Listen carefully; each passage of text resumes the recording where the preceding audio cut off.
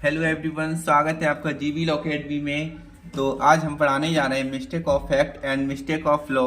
तो ज़्यादा समय ना लेते हुए शुरू करते हैं अपनी सेशन को, और प्लीज़ मेरे साथ में बोलिए जय हिंद। तो अब पढ़ते हैं हम अपनी लेक्चर की ओर। तो विधि की भूल और तथ्य की भूल में क्या अंतर है? अगर किसी व्यक्ति या लोक सेवक द्वारा तथ्य की भूल हो जाती है या वास्तविक घटना क्या है उसकी जानकारी के अभाव में कोई अपराध हो जाता है तो ये क्षमा योग्य होता है। पर कोई अपराध कानून या विधि की भूल से करता है तो वह अपराध क्षमा योग्य नहीं होगा, क्योंकि कोई भी विधि जब लागू होती है तो वह विधि उस दिन से जो है प्रभावी हो जाती है। यानी कि अगर कोई व्यक्ति जो है या लोक सेवक जो है तथ्य की भूल हो जाती है उससे, यानी कि मिस्टेक ऑफ फैक्ट हो जाती है, या वास्तविक घटना क्या है उसकी जो है चूक हो जाती है या उसकी भूल हो जाती है, उसकी जानकारी के अभाव में उसके द्वारा जो अपराध हो जाता है वह जो है मिस्टेक ऑफ फैक्ट कहलाती है, यानी कि मिस्टेक ऑफ तथ्य कहलाती है, जो कि क्षमा योग्य होता है।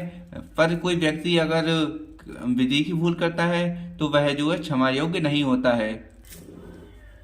अतः हम कह सकते हैं कि मिस्टेक ऑफ फैक्ट यानी कि मिस्टेक ऑफ तथ्य जो है क्षमा योग्य है, और विधि की भूल जो है क्षमा योग्य नहीं है, क्योंकि कोई भी विधि जब लागू होती है तो वह विधि उसी दिन से प्रभावी हो जाती है। बढ़ते हैं हम अपनी नेक्स्ट स्लाइड पर।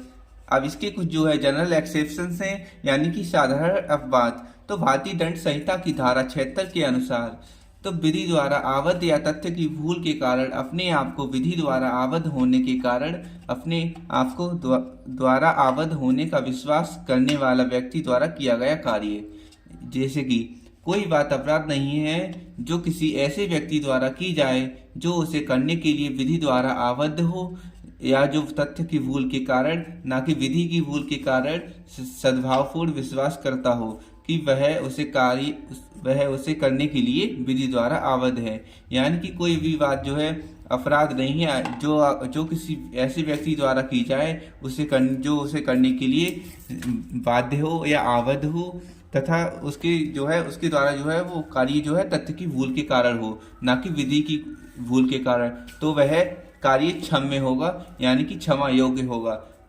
क्योंकि वो जो है सद्भावपूर्वक या सद्भावपूर्ण विश्वास से करता है।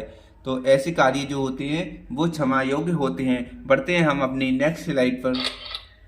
तो इसका जो है इलस्ट्रेशन है, दृष्टांत। तो हम जो है कुछ एग्जाम्पल के थ्रू इसको समझेंगे, जैसे कि विधि के इसका एग्जाम्पल नंबर का जो है विधि के समादेशों के अनुवर्तन में अपने वरिष्ठ ऑफिसर के आदेश से एक सैनिक का जो है भीड़ पर गोली चलाता है। का ने कोई अपराध नहीं किया है, क्योंकि उसको जो है विधि ने जो है एक राइट दे रखा था गोली चलाने का, और साथ ही साथ ऑफिसर ने भी उसे आदेश दिया था कि वो जो है गोली चला दे, इसीलिए उसने जो है गोली चलाई।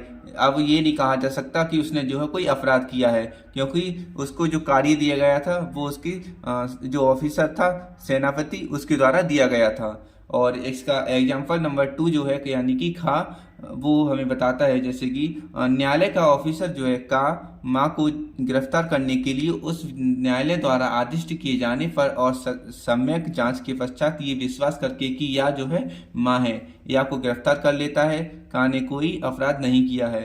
तो इस की जो एग्जाम्पल है इसमें बताया गया कि न्यायालय का जो ऑफिसर था उसने जो है का को ये आदेश दिया कि तुम जो है माँ को गिरफ्तार कर लो, लेकिन का को जो है गलती हो जाती है पहचानने में, और वो या को जो है माँ समझ लेता है।